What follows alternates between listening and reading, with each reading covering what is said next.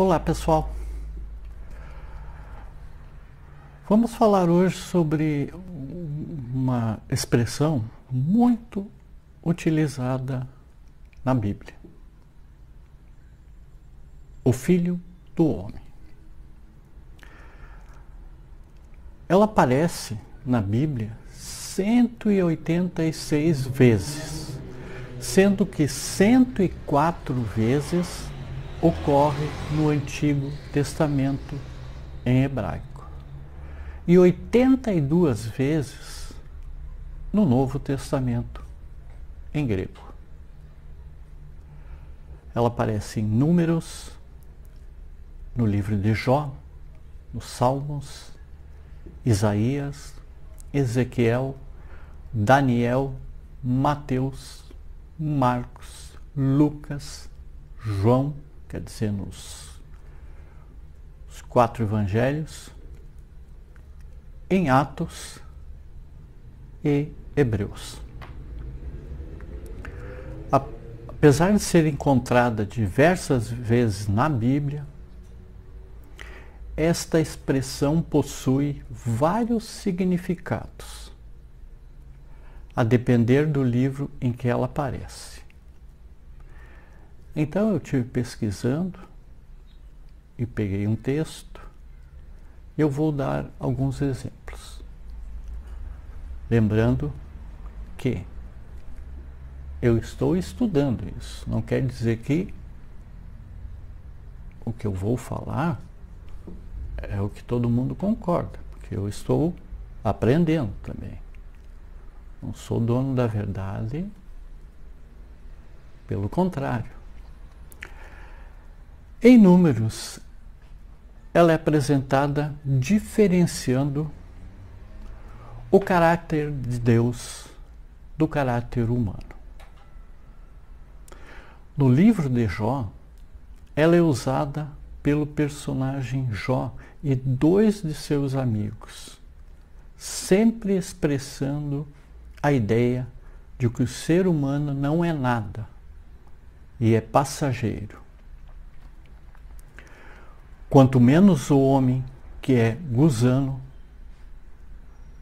que é um verme que está em matéria, que fica na matéria em decomposição, né? Para nós entendermos que é a palavra gusano, e o filho do homem, que é a verme.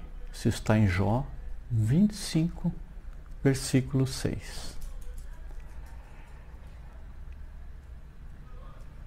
E em Salmos, ela segue a mesma direção apresentada no livro de Jó. Ou seja, fala da insignificância do ser humano, que é o homem que dele te lembres, e o filho do homem, que o visites. Isso está no Salmo 8, no versículo 4. Em outra ocasião, manifesta a dependência humana para com a intervenção do Criador sobre sua existência no sentido de empoderá-lo. E diz o seguinte: seja a tua mão sobre o povo da tua destra, sobre o filho do homem que fortalecesses para ti. Isso está no Salmo 80, no versículo 17. No livro de Isaías, já nós vamos observar uma mudança. Apesar de continuar possuindo a mesma intenção, descrever a pequenez humana, o agente da ação muda. Enquanto que em Jó e Salmo Sela é apresentada como uma fala humana, em Isaías é uma fala divina. Eu sou aquele que vos consola. Quem, pois, és tu para que temas o homem, que é mortal, ou o filho do homem, que não passa de erva? Isso está em Isaías 51, versículo 12. E nesse livro, ela aparece com o intuito de incentivar o homem a confiar em seu Criador e não a temer o seu semelhante. Quando estudamos o livro de Ezequiel, o que mais utiliza essa expressão do Filho do Homem, diz o seguinte: está-vos, me disse, Filho do Homem, põe-te em pé e falarei contigo. Diferente dos contextos apresentados anteriormente, em que a expressão é tomada para retratar a insignificância humana, aqui ela apresenta o Criador desejando se comunicar com a criatura humana. Ou seja, ela ganha status, ela valoriza a figura humana, apresentando-a como alguém que se relaciona com o Criador. Poderíamos dizer que a expressão nesse livro, ela adquire vários significados. A expressão Filho do Homem pode ser entendida como aquele que Deus deseja se comunicar. Aquele que é orientado por Deus, aquele que é porta-voz de Deus, ou seja, profeta. Sempre que o texto apresenta Deus utilizando esta expressão para se comunicar com Ezequiel, o contexto é de revelação divina ao profeta, responsabilizando-o como porta-voz da profecia, agente divino e representante de Deus. A expressão ela ocorre 2 vezes no livro de Daniel.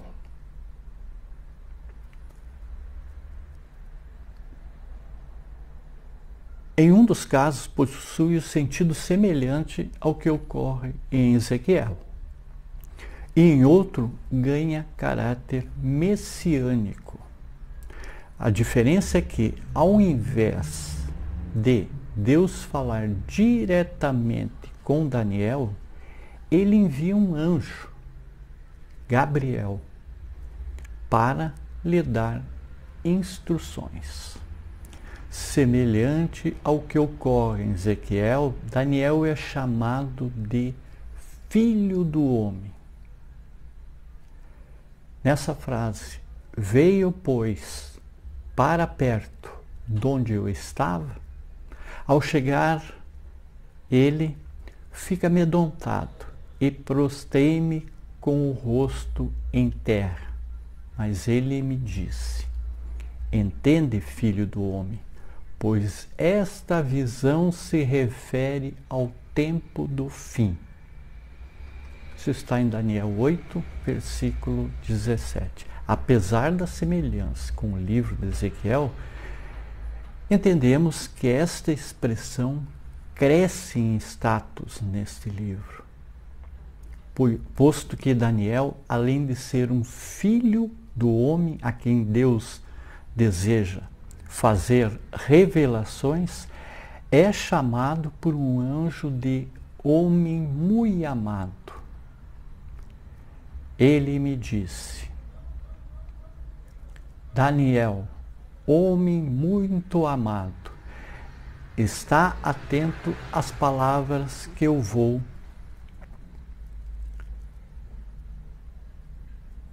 te dizer. Levanta-te sobre os pés, porque eis que te sou enviado. Ao falar ele comigo essa palavra, eu me pus de pé, tremendo. Então Daniel é apresentado como um homem que se relaciona com Deus, recebe orientações divinas e é porta-voz de Deus, a exemplo de Ezequiel, mas também é alguém muito amado por Deus. Isso nos faz pensar que a expressão filho do homem em Daniel pode ser interpretada como conectada à expressão homem muito amado. A intenção nesse caso era transmitir aos leitores que os profetas eram homens a quem Deus muito amava. Este conceito seria de grande relevância para implantar na consciência da comunidade judaica a importância de valorizar a classe dos profetas, diluindo o pensamento de que eles eram perturbadores do povo, da ordem estabelecida, aqueles que afrontavam, sendo muitas vezes mortos. Então, na sequência da tabela que nos ajuda a entender a forma objetiva, o conceito de filho do homem no livro de Ezequiel e Daniel, é aquele que é instruído por Deus. E o seu porta-voz, profeta no caso, Daniel, aquele que é o porta-voz amado por Deus, profeta amado e Messias glorioso. Ele aparece em todos os evangelhos, totalizando 80 aparições, sendo que destas 78 vezes são apresentadas como ditas pelo próprio Jesus, falando de si mesmo e do seu ministério. Também é relevante notarmos que a expressão não era estranha aos ouvidos dos discípulos, nem dos ouvintes de Jesus. Entendemos a partir desse texto de Mateus 16, no versículo 13 e 14, indo Jesus para os lados de Cesareia de Filipe, perguntou aos seus discípulos: quem diz o povo ser o Filho do Homem? E eles responderam: uns dizem João Batista, outros Elias, e outros Jeremias ou algum dos profetas.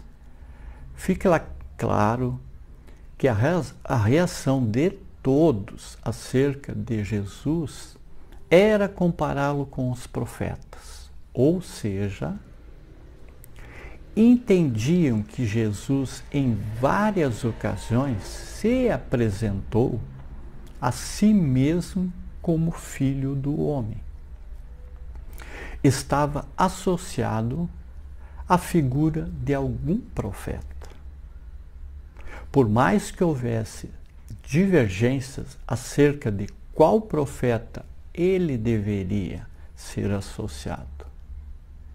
Quando Jesus se apresentou como Filho do Homem, ele está com isso simbolicamente dizendo para a sociedade judaica quem ele era. Alguém que ouvia a Deus, alguém que se relacionava com Deus, alguém amado por Deus, um porta-voz de Deus, um profeta, um Messias, por mais que a associação com o Messias não fosse tão popular para eles. A seguir, selecionamos algumas passagens nos evangelhos na tentativa de encontrar alguma correlação. A maioria delas está presente em pelo menos 3 evangelhos. Para a expressão Filho do homem sobre aquele que tem autoridade sobre o pecado, para que saibais que o Filho do homem tem sobre a terra autoridade para perdoar pecados. Disse então ao paralítico: levanta-te, toma o teu leito e vai para casa. Isso está em Mateus 9, versículo 6, Lucas 5, versículo 24, em Marcos 2, versículo 10. Os livros de Ezequiel e de Daniel, aquele que virá, quando, porém, vos perseguirem numa cidade, fugi para outra. Porque em verdade vos digo, que não acabareis de percorrer as cidades de Israel, até que venha o Filho do Homem. Mateus 10, 23. E olhando nas minhas visões da noite, eis que vinha com as nuvens do céu, como Filho do Homem, e dirigiu-se ao ancião de dias, e o fizeram chegar até ele. Isso está em Daniel 10, capítulo 7, versículo 13. E um Messias glorioso, que é um assimilado a isso, aquele que se relaciona com o segundo texto de Mateus 16, 13 e versículo 16, percebe que poucas pessoas, à semelhança de Pedro, conseguiram associar a expressão Filho do Homem à figura do Messias na época de Jesus. Que diz o seguinte: indo Jesus para os lados de Cesareia de Filipe, perguntou aos seus discípulos: quem diz o povo ser o Filho do Homem? E eles responderam a mesma coisa, né? João Batista, outros Elias, Jeremias, mas vós, continuou ele, quem dizes que eu sou? Respondendo Simão Pedro,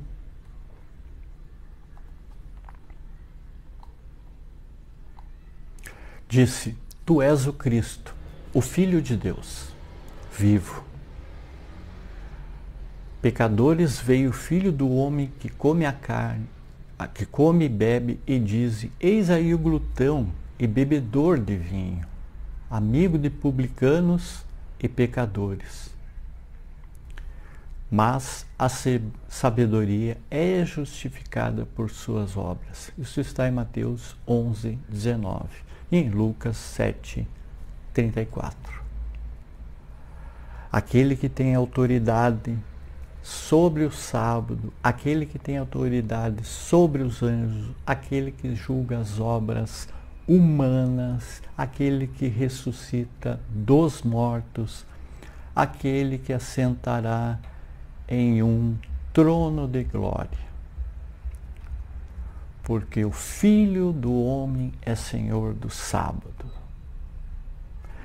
Mandará o Filho do Homem os seus anjos, que ajuntarão do seu reino todos os escândalos e os que praticam a iniquidade.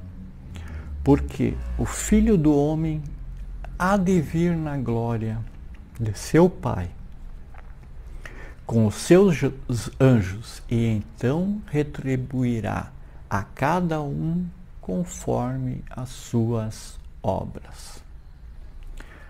E descendo eles do monte, ordenou-lhes Jesus: a ninguém conteis a visão, até que o Filho do Homem ressuscite dentre os mortos. Então Jesus lhes respondeu: em verdade vos digo que vós, o que me seguiste, quanto da geração o Filho do Homem se assentar no trono da sua glória, também vós assentareis em 12 tronos, para julgar as 12 tribos de Israel. Nós observamos que existem ideias similares entre os conceitos relacionados ao Filho do Homem nos Evangelhos e nos livros de Ezequiel e Daniel. Porém, em vários momentos, o conceito é ampliado nos ditos de Jesus. Partindo nós do entendimento que eles têm bastante probabilidade de serem de fato palavras de Jesus.